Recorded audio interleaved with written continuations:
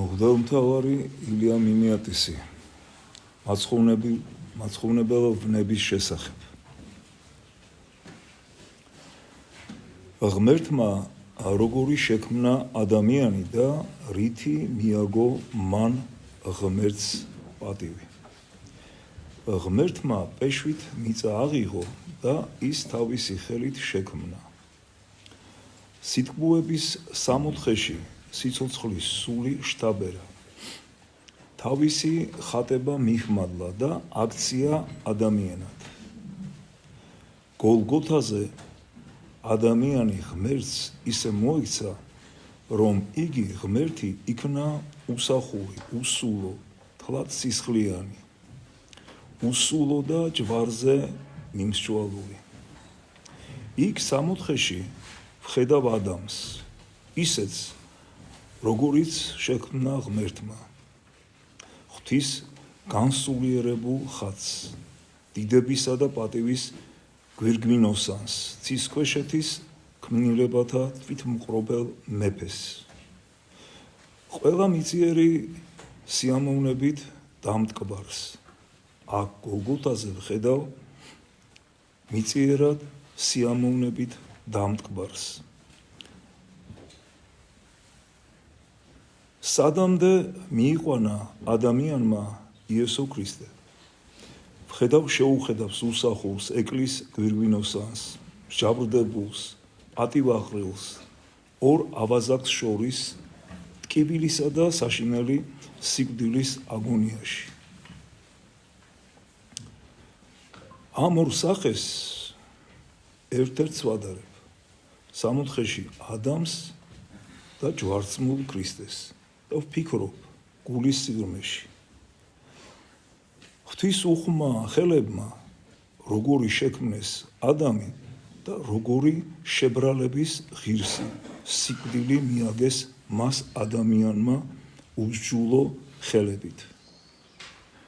აქ ადამიანის შექმნაში ვხედავ ნამოქმედარს, რომლითაც ღმერთმა ყველა თავისი საქმე დააგვირგვინა. აქ ქრისტეს ტანჯვაში. იმ უსჯულოების შესახებ ვიგებ, რაც მიამატა და რითაც დაასრულა ადამიანმა მთელი თავისი საქმე. იქ ადამიანისადმი ღვთის უსაზღბრო სიყვარულს ვხედავ. აქ ღვთისადმი ადამიანის უსაზღბრო უმადლობას. და ვერ მივხვდარ,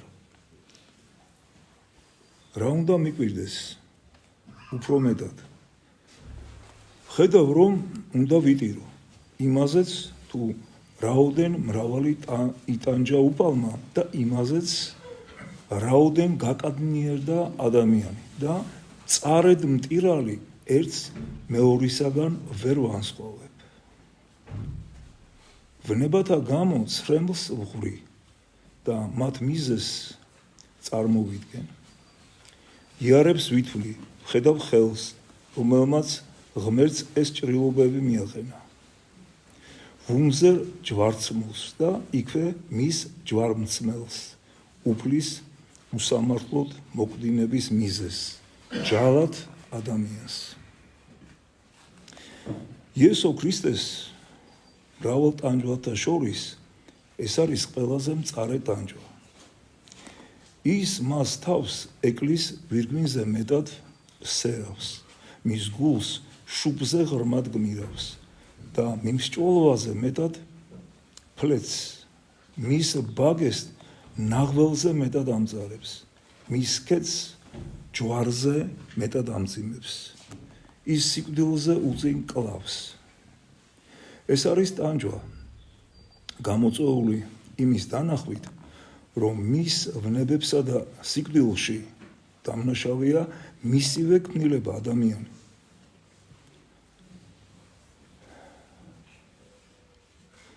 ცრემლები რატომ უნდა ვღვაროთ? იმიტომ რომ ჩვენ ვაცვით ჯვარს, ჩვენ მოვკალით, ჩვენი უფალი. მისი ვნებების მიზეზნი არა ჩვენ, არამედ ვინმე სხვა რომ ყოფილიყო, მაშინაც კი ღრმად უნდა დამწუხრებულიყავით. რადგან ამდენი ტანჯვა სხვას არავის დაუთმენია.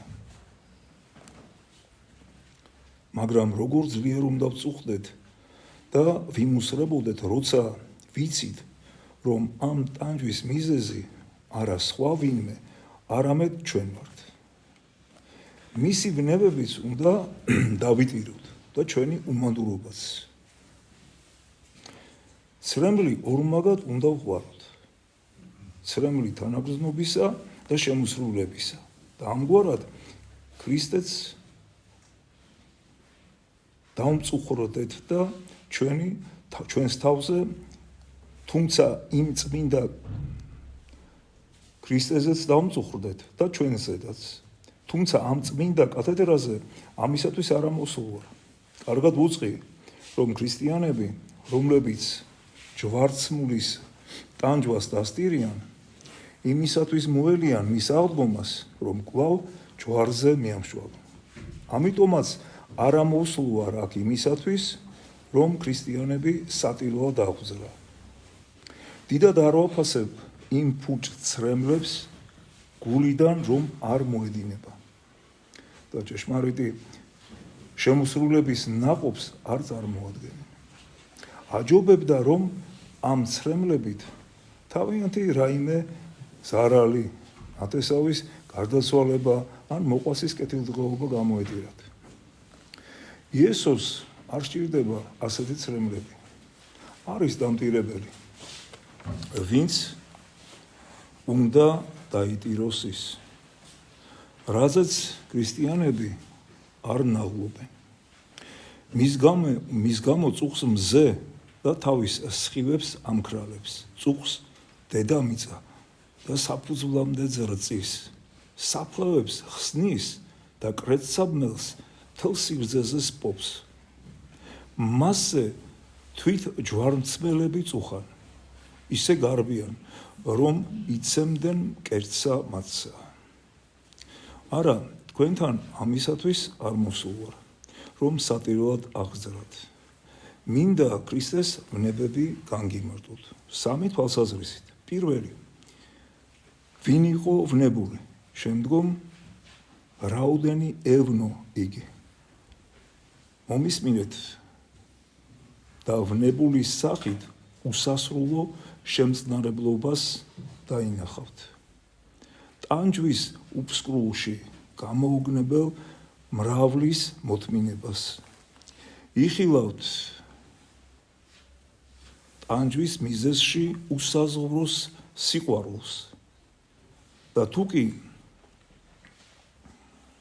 ამ შემწყნარებლობას არ გაიოცებთ, თუკი ეს მრავლის მოთმინება თანაგრძნობით არ აგძრავთ, თუკი უსასრულო სიყვარულის პირის წინაშე უგრძნობლები და უმადურები დარჩებით, მაშინ ვიტყვი, რომ თქვენი გული ნამდვილი ლოდია. იმაზე მტკიცე, ვიდრე ისინი ქრისტეს სიკვდილის დროს რომ გაიპო. ახლა კი აღვიდეთ უფლის მთაზე, გოლგოთის თხემზე. რათა ის საშინელი სანახაობა ვიხილოთ. ამ უკუნში ქვეყნიერებას რომ დასწოლია და იგზა პატიოსანმა და ცხოველმსყოფელმა ჯვარმა გვიჩვენოს. ხო ის ამ გზის ნეტარო ძელო, მიმსჭვალული და ცხოვრებას დამბრუნებელი და ღვთის მაცოცხლებელო სისხლით დარწმუნებულო. სათხარ უსასრულოდ ძვირფასო საკურთხეველო, ყოვლად პატიოსანო საყდარო, რომელზეც აღსავთრებულმა ისრაელის ახალმა მეუფემ ცოდვაზე იზეიმა. ზეციურო კიბელ, საიდანაც ჩვენი ცხონების დამწყებმა სამოთხეში აღსასვლელი გზა გვიჩვენა. ცეცხლოვანო სვეტო, რომელმაც მრავალი ერი აღთქმის ნეტარ მიწაზე მოიყვანა. ყოვლადწმინდაო ჯვარო, დამტკიცებავ ეკლესიისა, ქებავ ჩვენი სარწმუნოებისა, ოდესღაც უღირსებისა და სიკვდილის ძელო. ახლა დიდებისა და ცხოვრების ძელი. დიდებისა და სიცოცხლის ძელი ხარ. ქრისტეს ვნებათა იარაღი. ახლა სამგზის ნეტარი იარაღია. ჩვენი ცხონების და გადარჩენის საშუალება. მოვედ და ჩვენს ამჟამინდელ მწუხარე საუბარში ჩვენს გვერდით იყავი და ჩვენი გულები ისევე მოგემსჭვალოს, როგორც ჩვენი იესო მოგემსჭვალა.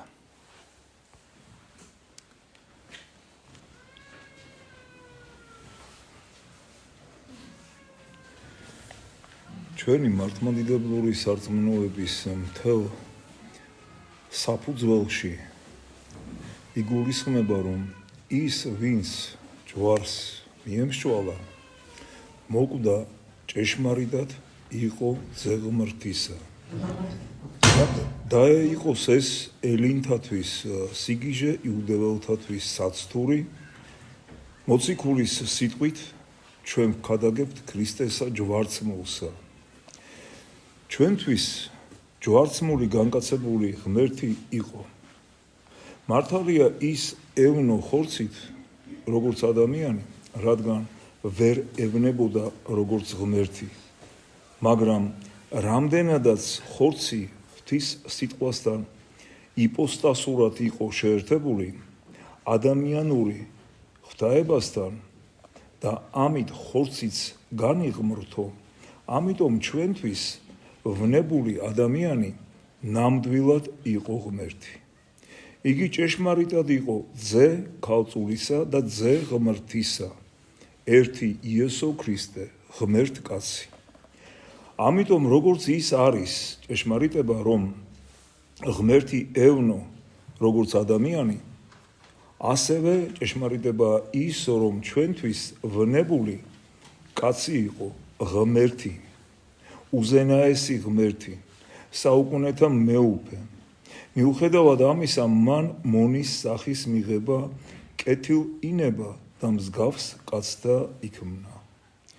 ყოვლად უწმინდესმა ღმერთმა კეთილ ინება აღეხონა კაცთა ცოდვები და გამოცხადებულიყო როგორც ცოდვილი დიდებით, ძალით და უკვდავებით აღსავსე ღმერთმა ყოველივე ამით მიუხედავად თავი განილია მოციქულ პავლეს სიტყვით, თავისი ღვთაებრიობის მთელი სიმდიდრის გარეშე ადამიანური ბუნების უძლურებითა და სიგლახაკით გაცხადდა, მორჩილ ვიდრე სიკვდიდმდე.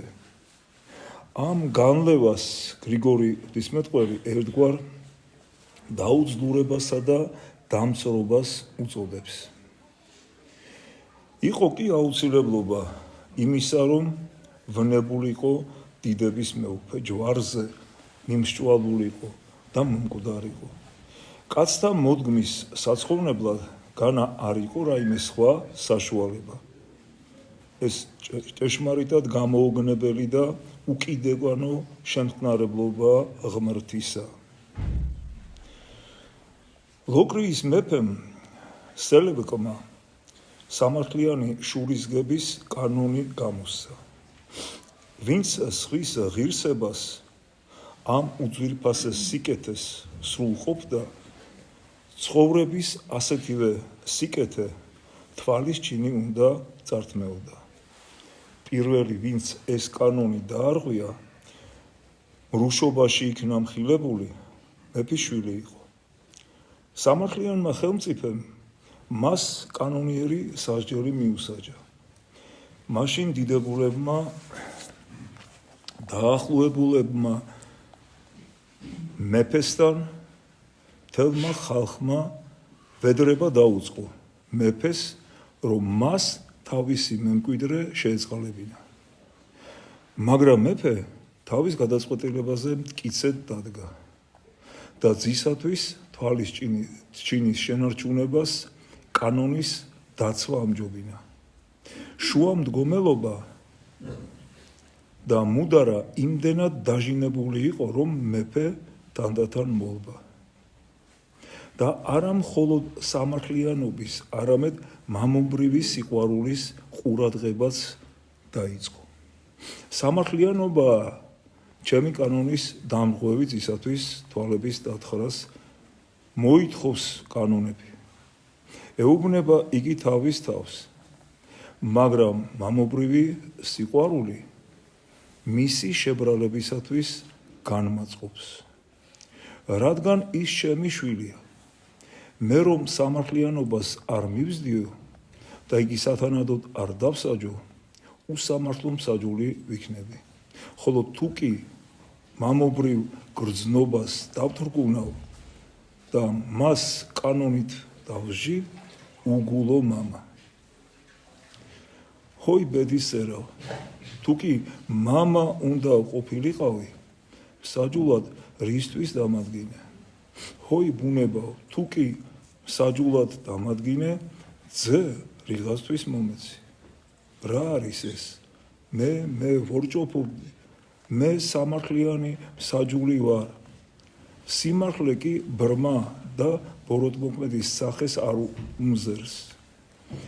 მე შვილის მოსიყვარულე მამამ, როგორღა უნდა გამსაჯო სიყვარულიც ხომ ასევე ბრმა და ბოროტმოქმედის სახეს არც ის უმზერს.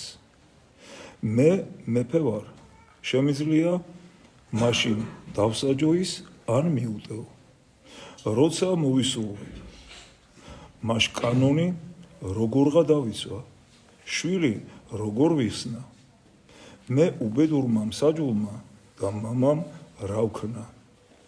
ნეტავ თუ არსებობს რაიმე საშუალება იმისათვის, რომ კანონიც დავიცვა და ძეც გადავარჩინო. არის. აუცილებლად ორი თვალის დავსებაა საჭირო. და ერთი თვალი მე დამევსოს. მეორე ჩემ შვილს. და ერთი თვალი როგორც ბოროტმოქმედმა მან გაიღოს. მე კი როგორც მამამ მეორე. ამგვარად ჩემს სამართალსაც დავაკმაყოფილებ და მამობრივ სიყვარულსაც დავიმშვიდებ. კანონსაც დავიცავ და შვილსაც სიბრმავისაგან ვიხსნი. სამართლიანი მსაჯულიც ვიქნები და შვილის მოყვარული მამაც. აი ასე მსმენელო. ორთავე თვალის დავსება იყო აუცილებელი, მაგრამ იმისათვის, რომ კანონი დაეცვა და დანაშაული დაესაჯა, მეორეს მხრივ მამობრივი სიყვარულით დაენდო დამნაშავე და მისთვის თვალის ჭინი შეენარჩუნებინა. ასეთი გამოსავალი იქნა ნაპოვნი. ერთი თვალი მამას დავსებოდა, მეორე ძეს. ალბათ ხვდებით, საით მიყავს ილია მინიატის საუბარი. ეს არის მაგალითების შორის უზეშთაესი, უშესანიშნავესი მაგალითი სამართლიანობისა და მამობრივი გულმოწყალებისა. აი ამიტომ ჩამობრძანდა ღმერთი დედამიწაზე და მიიღო მონის ხატი, რომ ჩვენ გადავერჩინეთ დამნაშავე შვილები. თუმცა კაცობრივი მაგალითი უსასრულოდ შორსა იმისაგან, რომ ის ღვთის მიერ ჩვენი ცხოვრებისათვის გაღებულ მსხვერპლს შევადაროთ. აი ეს მოხდა გოლგოთაზე, ჩვენი გამოხსნა. დიდება მას, დიდება ჩვენს დიდებულ ღმერთს და მისი მარადიული პატივისმცემელნი ყოფილიყავით. ერთმა დაგლოცოთ და დაგვიყვანთ.